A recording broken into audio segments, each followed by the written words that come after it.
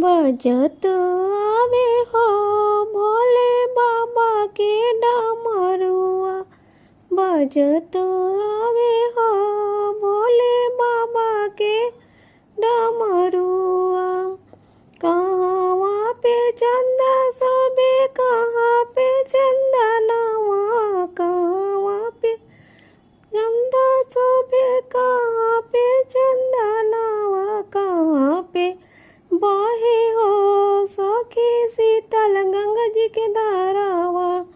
कहाँ पे बहे हो शीतल गंगा जी के धारावा। बजत आवे हो भोले बाबा के डमरुआ। लीलरा पे चंदा सोबे माथे पे चंदनवा।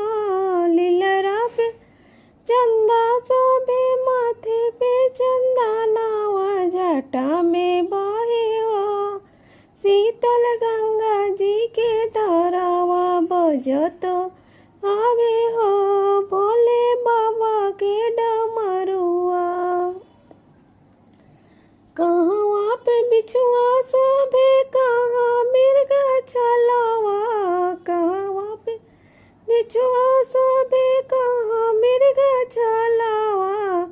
कहाँ पे हो सोभे हो सखी नागावा के हरावा। कहाँ पे सोभे हो सखी नागावा के हरावा। बजत आवे हो भोले बाबा के डमरुआ। कनवा में बिछुआ सोभे कमर मिर्गा छलावा। गर्दन में सोभे हो सखी नागावा के हरावा। बजत आवे हो भोले बाबा के डमरुआ। कहवा पे भस्मी सोभे कहाँ में घुघुरुआ।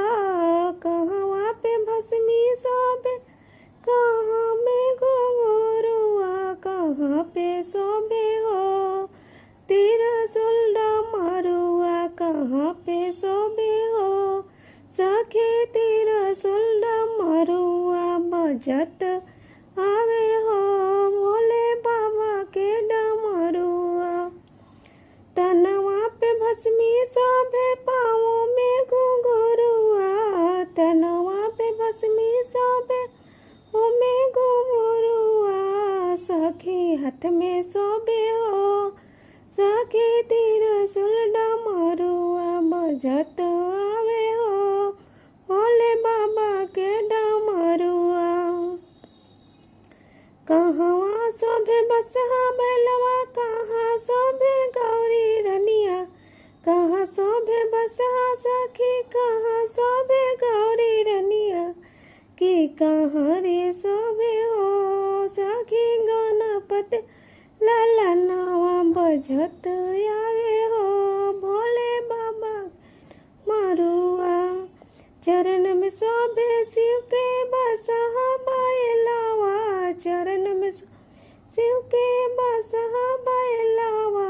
बगल में शोभे हो संगे गौरी रानिया। बगल में शोभे हो संगे गौरी रानिया। गोदी में शोभे हो सखी गणपति ललनवा। गोदी में शोभे हो सखी गणपति ललनवा। बजत आवे हो भोले बाबा के डमरू।